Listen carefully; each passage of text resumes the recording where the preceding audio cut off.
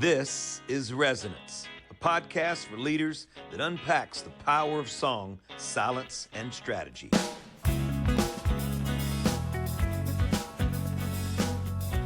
We believe that great leadership begins with deep listening, not just to others, but to the still small voice within. It's not just about being a successful leader, it's about being soulfully aligned as well. In a world moving fast, Resonance invites you to pause and reconnect with purpose, people, and possibility. We'll dive into some cool stories, celebrate with friends, and dig deep into the music too. Cause song has a way of saying what words cannot alone. So whether you're leading a business, a team, or just trying to lead your own life with more meaning, this is Resonance. Resonance. Resonance. Hey folks, Steve Azar here. Welcome to Season 2, Episode 1 of Resonance with my dear friends Mike the Monk Guy Ferrell, Randy Harrington, PhD. We got theology. We got a doctor of everything, brain-wise, heart-wise, soul-wise, and these two for sure. My dear friends, I'm excited about Season 2.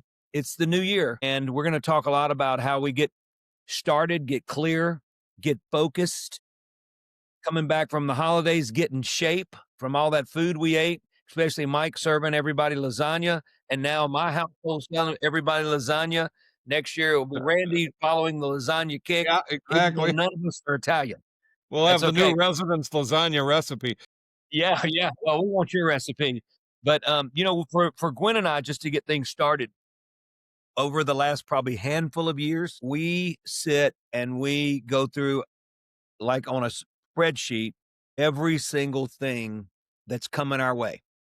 And we talk about how to fix things that weren't perfect the year before, and then we talk about what to eliminate from moving forward. This costing us probably way too much time and not benefiting either one of us for any reason, right? And then we get going, and it's kind of an exciting day for us because here we go into a brand new year.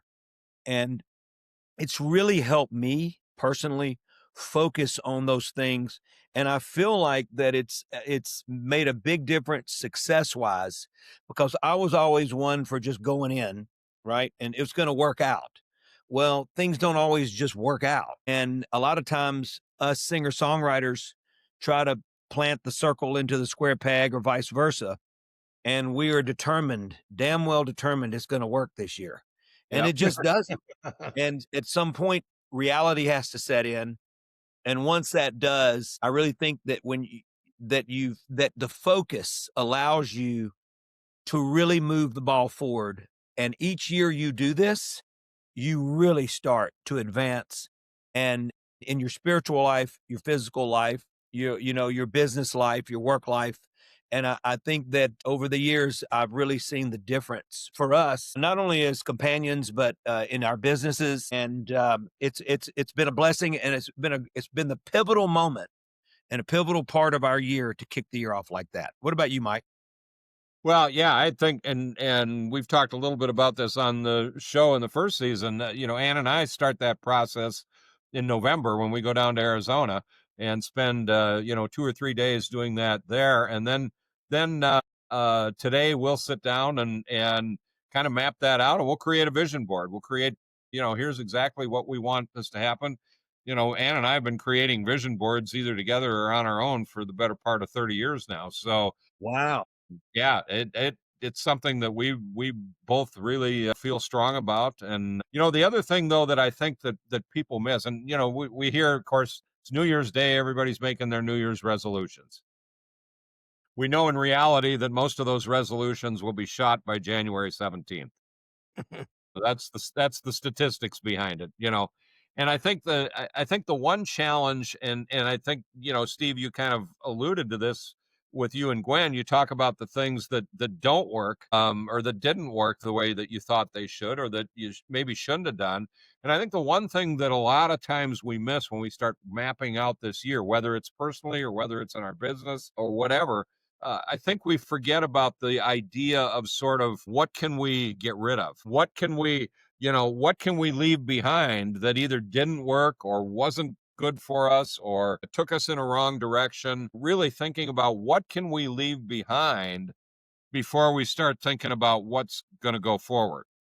And I Yeah. think that's a really important aspect. And you and Gwen obviously do that as you go through that spreadsheet that you guys have. What didn't work that we need to toss out in order to move forward and to flourish in the new year? Randy, your thoughts?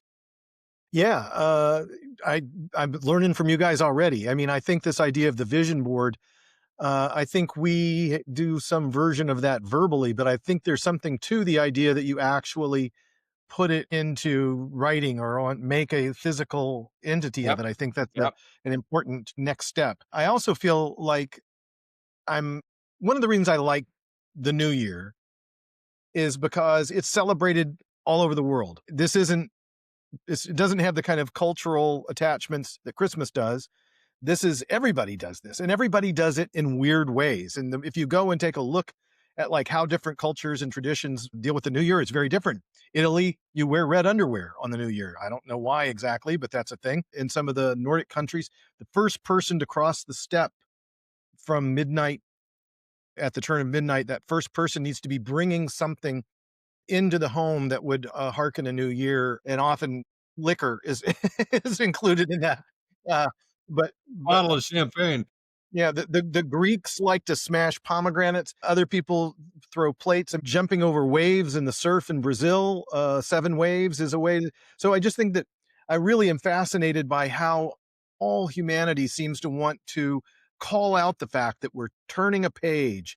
We're Yeah. shifting from one, and it is astronomical too. I mean, this isn't just about our little place on Earth. It's about our place in the cosmos Yeah. being defined by that one year. At some level, time is made up by humans, but at another, it is really about the rotation of the heavens and the earth together that make all this happen. So anyway, that's my kind of holy smokes version of the new year. I like to think of it as being this sort of global cosmic event of celebration and realization that we're turning a page. Boy, when you say everybody celebrates it, everybody does. And when you have somebody like Prince and the Revolution do "We're Gonna Party Like It's 1999," and everybody is that year in particular turning the Yes. clock to 2000 and Yes. being there for that. I feel like, first of all, back up for a second. My wife and I mean, she handles all my business for me, so, uh, she's the books behind it all that makes it us be I able to love it. view it in some sort of organized fashion. Right. So she's the spreadsheet girl, right? So I'm communicating with my business partner, so and anybody in any way of life, but I feel like it shouldn't be anything. And New Year's resolutions are too vulnerable to temptation and too susceptible to see you later in 2 weeks.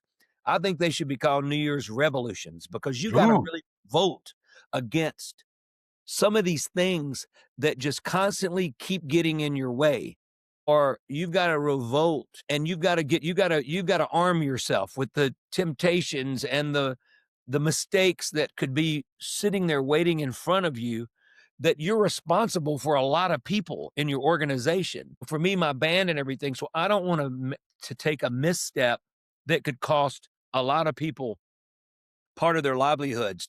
This has been great for me in that regard because I really focus in and know that I'm responsible for not screwing up. So Mhm. it's a Yeah. rep. Yeah. Yep. I Yep. like the revolution idea, and I also like the idea of letting things go, to Mike, your earlier point, because those two things are tied together Right. for me. Most of the time when I'm being held back by something, I know what it is. It's not a mystery of what it Right. is. Whether and usually, especially if it's about personal wellness, fitness, or anything like that, I don't need to read a book about how to get fit. That's not gonna help me. It's about the discipline to make that occur. It's about a super quick story, but I think it'll make the point. So Azar knows that I've been kind of a hack guitarist and ook player, You're three not a chords, hack. three chords and the truth, that kind of thing, right? So I play a lot of guitar around the house, and that's cool. That's all well and good.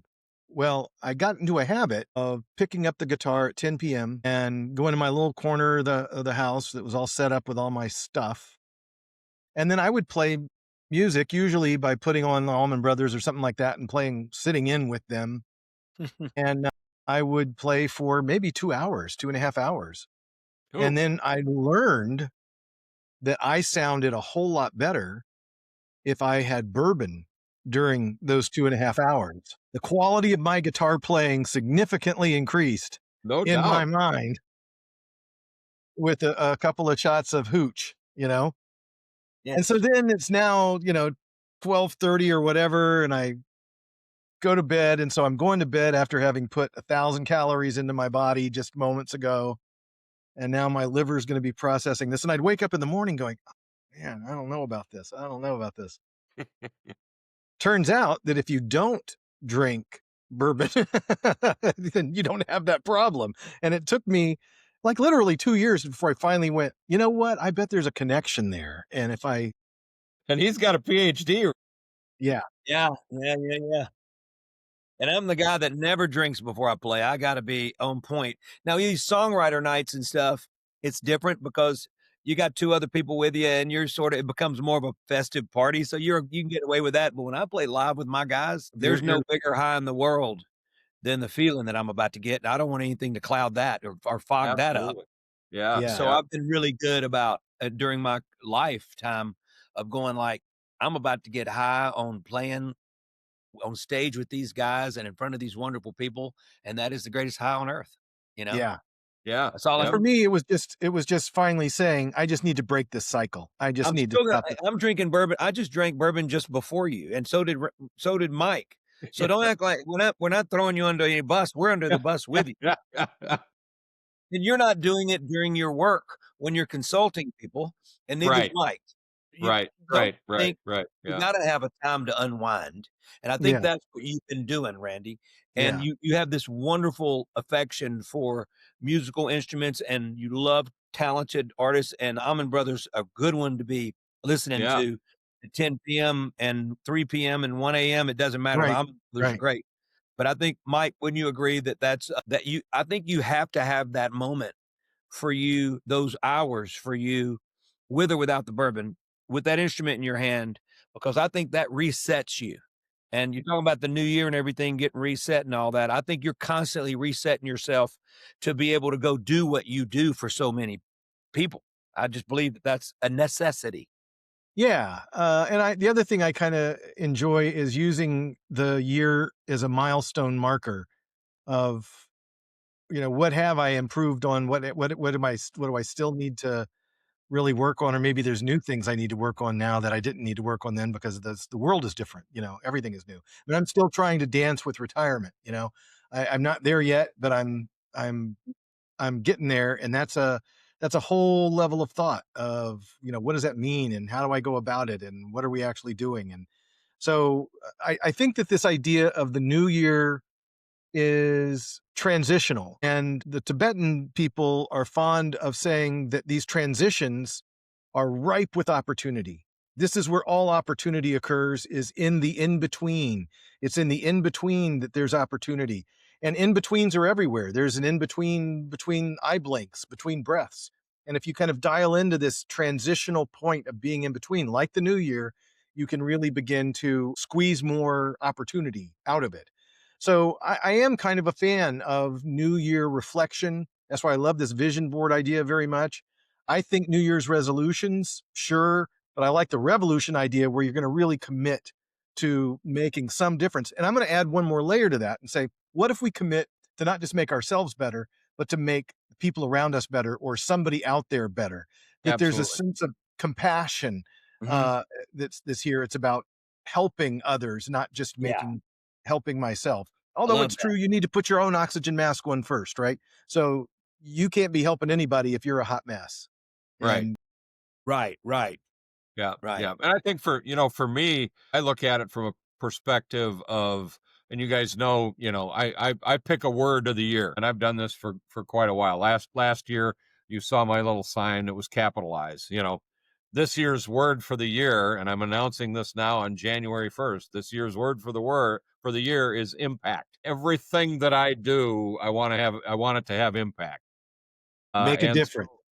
so yeah, so for me, it's the creative piece. It's the what am I going to write? What am I going to create? What am I going to present? What am I going to train on or teach on?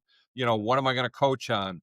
it's that creative piece that really gets me going. But the other side of that is I have to measure and reflect on what didn't work this past year and say, Mhm. okay, maybe I need to just toss that one in the garbage and move on to something that gets me more creatively involved in it, whatever it is. And so Mhm. the creativity aspect of it, and I know Steve, for you, songwriting, it's all about that creative aspect. And so for me, it's the writing. It's, it's a new book coming out. It's these kinds of things. It's new workshops, it's new events, all of those, some of the things that the three of us are working on for 2026 is some of the things that we can do there from a creative standpoint. So I think it's, for me, it really hinges on that creativity. And again, everything that comes out of that creativity for 2026, I want it to have impact. Yeah, I love that. Impact. We got a little inside skinny, didn't we, Randy? We did. You We did? Yeah, yeah, exactly. because Yeah. Vegas is taken. They're wondering what the word is going to be. We know this before it airs, which is I know. incredible. That's But exactly I'm right. actually I may run with that in a song before he decides to tell Yeah, the world. you guys know that before Ann even knows it. My goodness. Wow. Wow. That's right. Man, Y'all haven't sat down to have your well, you have sat down. You had your Oh not yeah, but November. we didn't set work. Wow. So boy. word. So is that something you often do? I have done it on and off for quite a while. Yeah. Yep. Have you noticed as your year goes by, and has there been any particular word where you've noticed the most results in a positive way? Well, I think I had this one last year, capitalize. And the That one mind me, Stephanie? yeah, you got your listening one, Steve. Didn't I get you one too, Randy? Didn't you get something? No, I don't think so. Hey, Randy, you need to hey, Mike, you need to send me a new one every year. I know, I'm gonna. Just tell me what the word No, is. no. I mean of the same word. Just a I need to reminder. learn Put to the listen. two of them together, listening and It's gonna listening. take me 4 lifetimes. I need a stack. I want a gold-plated one next. I want a bedazzled one coming. I love it. I love Start a No, new that's new cottage industry with Azar's words. yeah. it. Well, I'll tell you what. Let's talk a little bit about the new year and about listening because that needs to be on the forefront of all of us and all our minds and all of our ears, right? We need to really listen. What do you say with the ear of the heart? I love that. And that's the truth. You got to listen even more deeply. And that means just don't let it go here and through your brain and out the other side. It's got to penetrate and it's got to make and it's amazing when you do listen, the value you get out of it. Yeah, But at the same time, you're able to return value because you're really listening. And sometimes people need guidance and need an answer and not just some generic thing that just passed from here through here and was out. There's got to be a deeper understanding, and that can be game changers for people. absolutely. No question about that. There's a wonderful book that I'm in the middle of right now called When Everybody Knows That Everybody Knows. And Hmm. it's a celebration and understanding, an academic understanding of the concept of common knowledge and how common knowledge drives culture. It drives our ability to cooperate and do all kinds of life things. It's all based on how common knowledge is built and shared. And so I've got a 2-year-old in my house now, a 2-year-old granddaughter, and I'm watching her absorb the common knowledge of the house and how it's being shared and put forward. This is the way we do things here. This is what happens here. Right now, one of my golden retrievers that came with the family is underneath my desk, but don't worry about that. Beautiful. His name is Mine's Kevin. usually Kevin, on the recliner behind me, but he's not there today. Used to but say it. this business of common knowledge, though, it begins with listening, and that's the reason it caught my attention. Is that it is when we listen that we are welcomed into the potential of what common knowledge is. It is the magic.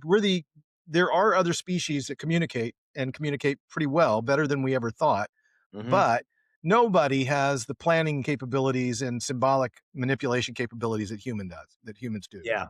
Yeah. I can't stress enough about how the times that we spend establishing cultural norms and expectations really drive all the potential that an organization has. And so when you're talking about corporate values or organizational values or leadership positioning or whatever it is, that stuff isn't just hot air. Yeah. It's really important for Sure. understanding the shared sensibility of what goes on here.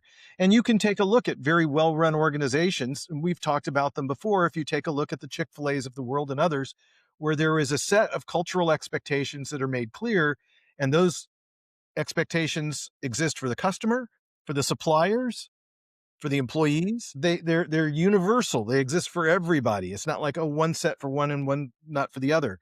So I think taking some time in the new year and really reflecting on what is the example you want to set by your behavior? What is the common knowledge base that you're working from, that you're counting on them understanding in order to go forward and do your thing? We were talking in a previous episode about the song The River's Working, one of Azar's songs. And in that song, there is a lot of common knowledge. And the common knowledge is if you ain't working, you're just waiting to die. If you're not working, you're not worth a thing. Working is everything. And even though it's breaking your back and ruining your hands and it's mind numbing and difficult stuff, that is what it is all about. That's the common knowledge.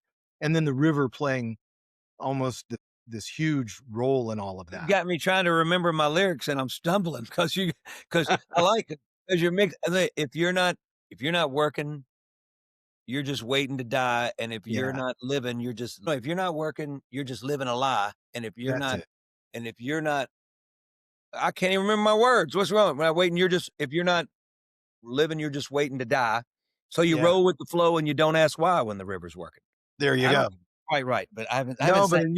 you got it though. You've got it there. And the reason I'm bringing it up is because music also sets the tone for common knowledge. Mhm. I mean, one of the things that any major rock star that's out there or country star or whoever, as you build audience, the audience builds, right? And as it is shared more widely and widely. Right now, I'm a big fan of Goose. They're a jam band, and I can't get enough Goose in my life. And so now they've got this thing called Goosemas that's going on right now, and they make all these shows available for free on a platform called nugs.net. Love it. Why are they doing that? They're doing that because they're building audience. They're building audience because common knowledge, that's the way common knowledge is shared, one to one, one to another. And it's when we start talking, oh, how did it go viral? That something went viral. That's Yeah. common knowledge. Yeah. Have you guys seen the drunk raccoon? No. The Is raccoon in the liquor all this store. stuff happening in Oregon up in the Yeah, I was just gonna say. Come on. This has been all over CNN. So there's a raccoon broke into a liquor store and they have security footage of it. There's bottles broken all over the store. And then we find the raccoon in the bathroom next to the toilet, face down, knocked out. Look it up. It's worth it. Drunken raccoon is all you're going to have to look for. And so Sounds that like a meme, I good was out AI doing one to planning me. last week and everybody was like, oh, it's like the raccoon. I was like, yeah. I'm gonna show you how Well, I'm gonna show you it's something better than a interesting. raccoon. This is our mascot. Speaking of New Year's. Let me see. Hold on. Oh, You got a my. possum. Yeah, that's not just any possum. That's our mascot for our shows and stuff. We love them.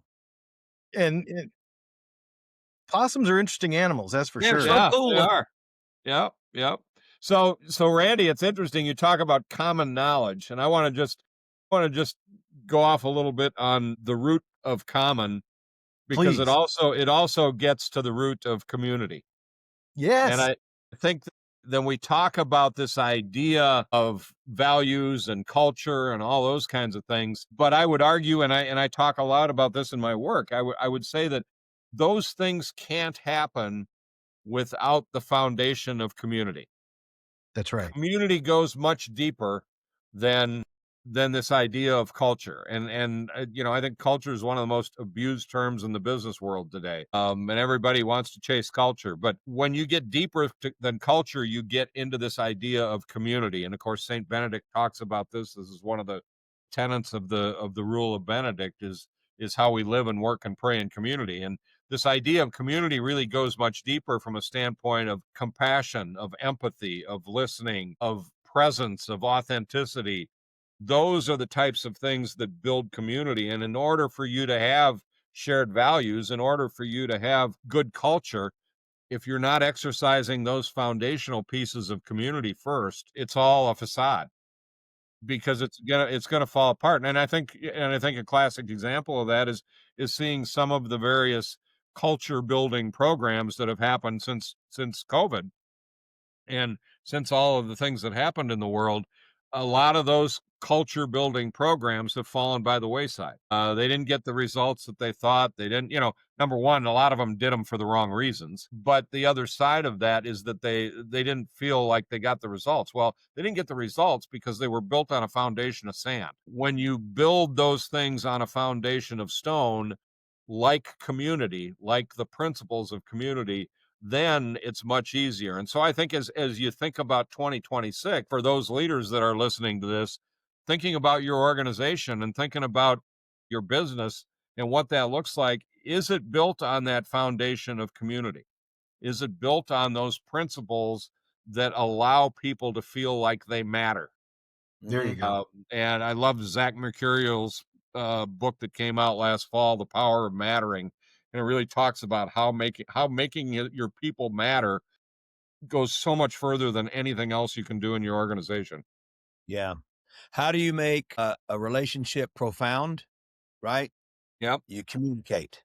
yep, You communicate. Communication, communication, communication equals the greatest, most profound, beautiful relationships. And the minute that communication line is fractured, then you notice that in the relationship. There's just no way to have a great relationship without communicating. It's just not rocket science. And you think about how everybody communicates today. They're doing it via text, and I mean, this. I'm concerned about that way because you cannot read or feel the emotion in a text. And I'm a absolutely. guilty of it a lot of times going like, "Oh, that sounded harsh," or that doesn't sound like me. It doesn't sound like me. And and you can't make it sound like me, with all the crazy emojis and all that. You try to figure out how can I make this sound like it's coming from my heart, from my mind or whatever. But that's how it's going now. So how are these wonderful relationships that's going to change your life, change your business, change everything going to happen when you don't communicate the way that you need to communicate? What's going to Yeah. happen? Yeah, I mean, this whole idea of common knowledge, communication, and community. I mean, they all have the same root word, and so it's understanding how important that is in your relationships, in your business, in the things that you're trying to do. And do they need to be changed? Do they need to be strengthened? Or maybe they don't exist at all, and they need to be, figured out how you're going to do it. Yeah. Yes. The opportunity is to really begin to imagine the way that yeah, a couple of things. The first one is you have to have the humility Yeah, to say whatever my big grandiose plan is, there's no way I can achieve it or even get close to it without the support of 2, 3, 500 other people working in some kind of concerted effort. So I can't do it by myself. And I actually don't want to do it by myself, even if I could, right? So I want and need other players along. So you sort of have to come at this from a I need the help and support. And then the second layer is how can I work to genuinely optimize the reality of the people that would be enlisted in this effort, whatever it is? How can I actually make it their lives better? And then a asterisk on that is how can I tell them the story of this effort in a way that matters to them, not that matters to me? So if I start talking about, oh, well, our quarterly earnings and EBITDA is going to be off the charts and we're going to hockey stick this bad boy. And they're like, what are you even talking about right now? People that are, and that's not what I do. I'm coming here to work for you. So help me understand it. You've got to throw the ball in a way it can be caught.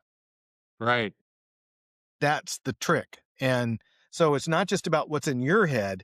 It's about how do I understand what's in their head in a way where I can make this narrative more pleasing. there was a hint there. Story and storytelling is the easiest, fastest way to create common knowledge. Yeah. If I tell a story of you can catch a man a fish or you can teach a man to fish, what is the maxim there, you know? Mm. So you've got that story. That story then can go viral much better than anything you can say. So same thing with songs. Songs can create this world of common knowledge because it sort of bypasses all of the other crap that gets in the way of humans understanding humans. Yeah. It's a whole Yeah. different modality for understanding. But I guess when we start talking about communication pieces, it's incredibly important that you're extremely intentional. And the other word I would say is persistent. Hmm. You've got to be on message coming out of the new year. You've got to be on message, on message, on message constantly. Yeah. And Persistent, you persistent should and be second. consistent. But at what point does persistence wear people out in such a negative way? Or they're not just they don't want to know the truth or what it needs to be, or I mean, where do you walk that tightrope? Well, Yeah, I think, Randy hits on a good point with story. One, if you think about a Mhm. good story creates common knowledge. A good story communicates a message that everybody can buy into and can understand and can get behind. And a good story creates an experience of community. All three of those things. So if we're creating a great story, and now an important caveat to that is not only are we creating a great story, but we're living out that story. that's right. It's not some fable that we're talking about that's not going to really happen. It's a story that we're creating and living out. It's creating common knowledge. It's creating a method of communication that gets people to come together, which creates community. So I think it's really that idea that we can bring those things together through story as a means of communicating that creates the common knowledge, creates the community, and allows us to create this force going forward as we start out the new year. Yeah. So out here in lovely Eugene, Oregon, Nike is a big part of our Hmm. world. Yeah. Hmm. And the Nike story of Bill Bowerman and the VW van and making tennis shoes out of the back of the van using a waffle iron to melt the rubber to attach to the soles. That story is what started Nike. Hmm. And it continues to this day. You can go down here on campus and you can see they've got the waffle iron, it's in a glass box because it's a sacred waffle iron of Antioch now because it started this multi-billion-dollar juggernaut we now Yeah. understand to be Nike. But the other part to that story is this idea of always looking to eclipse your limitations. That's what that waffle iron was all about. It was about if I can make a shoe that's this much lighter or that much better, I can achieve that much more impact. There's Yep. that word Yep. in in in our world. So the story is speaking to precisely what the value is, and the value is never be satisfied. Never, you can always do a little bit more. You can always go a little bit deeper. And that's the Nike story, and that's what everybody bought Well, into. the story Apple. of Michael Jordan, Yeah, that story now being documented with, Matt Right. Damon and Ben Affleck and Yeah. all those guys. Uh, you know, that was much of it could have been Hollywood. It really wasn't. It was an amazing story, and the story that we all knew, and the persistence of his mom to fight for the deal, and Yeah. also the resistance of Phil to give in to this deal that had never been done, and it being the greatest thing he probably ever did in Right. business. Also, I love the fact that if you think about it, he starts off with this sort of making this light shoe and, because we always love to run in the grass. All of us felt like we could run like deer if we took our Right. shoes off and run in the grass, right? So I think that he was trying to create that feeling of nothing on your feet. And what would that be on a track? So obviously they were track shoes first, right? Great running shoes, all that. But to cross over into the basketball world, I wonder if he looks back at his body of work and goes, to think we went there and to think we had to do these things to these shoes that you never thought of before to protect the ankle, to do things, were safety features that I don't know. And depending on the sport, what you had to do to this shoe to reinforce the security of this world class athlete. or Right. anybody, any high school kid or junior high kid or somebody, that playing in college. But you think about where he went from that waffle iron, that moment, and how, like you said, had to keep evolving. I mean, that to me says it all. Yeah. Yeah. Yeah. Says it all. Yep. Yep. And they're And still doing it. that's a great story. And I think Steve, I mean, you tell stories every day. That's your world is creating story and thinking about some of your songs. I mean, some of them are such great stories, and that's the meaningfulness that people take from them, I think. I don't know if any of these songs ever got to the point where they started with a waffle iron and ended up with a multi-billion-dollar company, but I can, because you got 3.5 minutes to do whatever. He's had a big Yeah, time, yeah, yeah, uh, yeah, yeah. uh, a Yours body of work. started at the Waffle House, not the Waffle Iron. Yeah, yeah, yeah, yeah, yeah. So exactly. Well, hey, don't be underestimating it. And they've got brain surgeons back there doing, or physics, whatever they are, doing the cooking, because I don't know how that she rambles whatever everybody wants, and that cook never messes up. It's unbelievable. Anyway, but you think about that. You think about, let's stay at Waffle House for a split second. What do they do consistently? The first thing you walk in, they always greet you. You don't know where the greeting comes from. You hear it like from Yeah, somewhere. And sometimes you swear that the person in Oregon at Waffle House is the same person that's talking to you in South Dakota and in Batesville, Mississippi. I mean, it's like the same voice you swear you hear. But there is consistency once again, and already you feel invited in right there.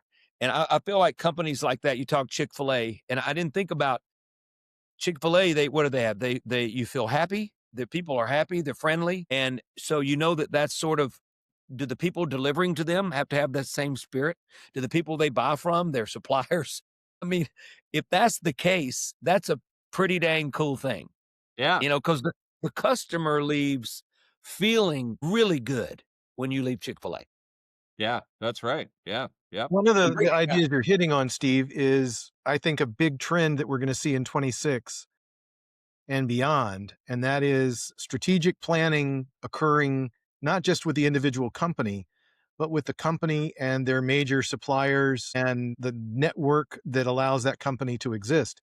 So the automotive world has been doing this for a long time, and to the point where if an auto manufacturing facility is going to go in, they've already worked out the 17 other manufacturing facilities that are going to go in around it, that are going to allow that manufacturing facility to exist in the first place.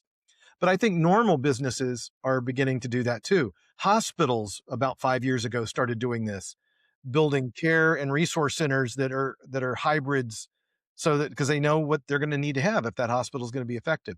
But yeah, I think for even mom and pop shops, the idea of really drawing your suppliers into the fold, really understanding what they're going through, what the challenges the supplier is going to deal with in this world where supply chains are all over the place in terms of their viability or effectiveness. If I'm in the business of building houses these days, I've got a whole different set of challenges that I have to deal with in terms of sure. material and labor. So I think what you're going to see is more communities of purpose being built around things like restaurants or theaters or hospitals or Nice. whatever it is. You're going to Yeah. see more coordination. Well, then you're probably going to see it all the way. The final result's going to be to the customer, and they're going to leave feeling like they do at Chick-fil-A. They're going to feel pretty good That's the about. idea. They're not going to understand the process and the process and the process and all this plus this plus this. They don't see all that, but they see the end result. And once that chain's broken somewhere, then it doesn't get to the consumer. That's Right. right. For me, you guys have got to realize I was not doing a lot of my talking. My tour manager was. And if my tour manager was representing me to radio, um, to sometimes the promoters, they all saw the tour manager first. And if the tour manager wasn't gonna represent me and was in my heart, then that would have broke my heart, because I wanted them to feel good. That was always very, very important. So obviously my brother Joe was with me forever. So he was nicer than me. So I was good there. And then and bent over backwards more than I would. And then my buddy Chris Schultz, who's been with me forever, also guitar player, been with me 26 years.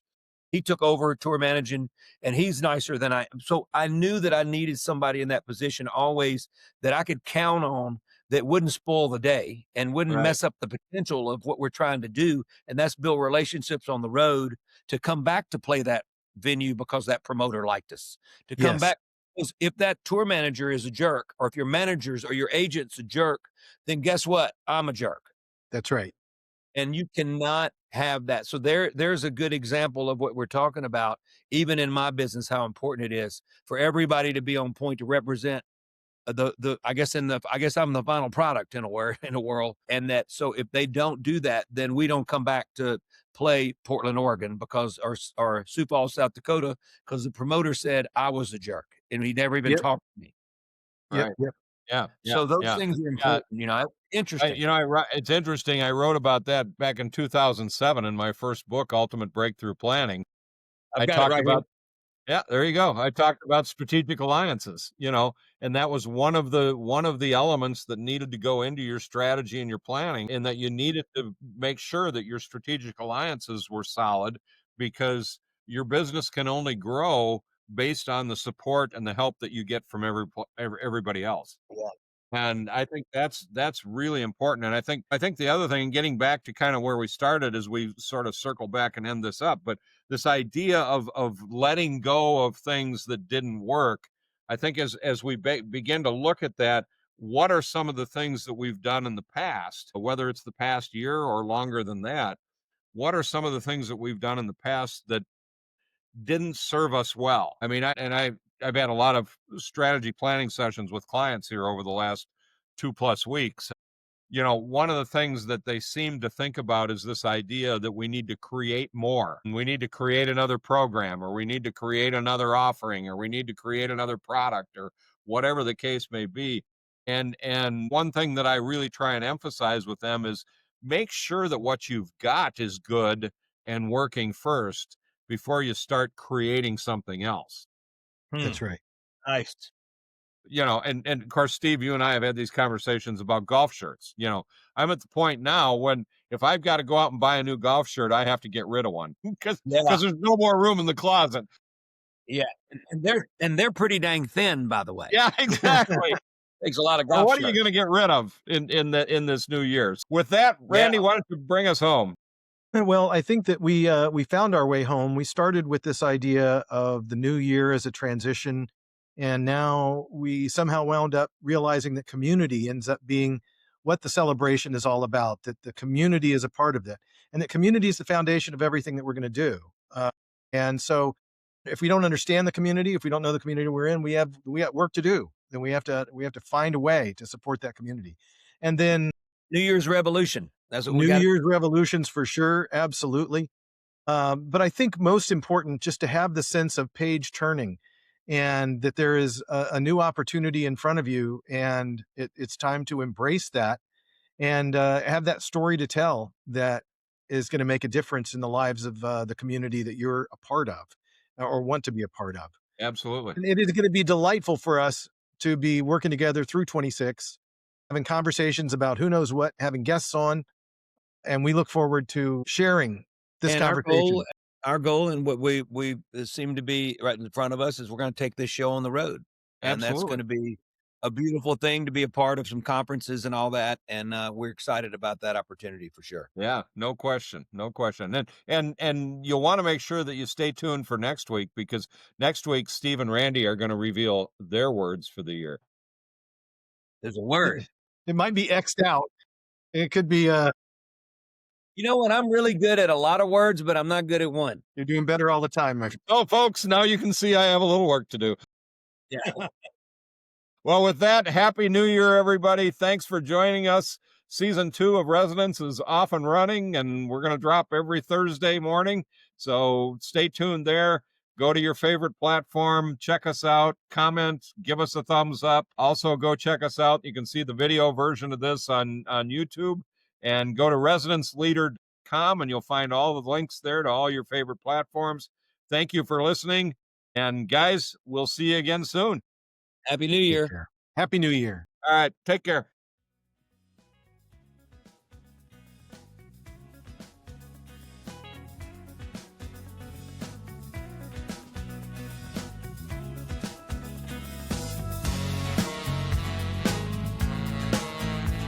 Thanks for listening to Resonance. Find us at resonanceleader.com.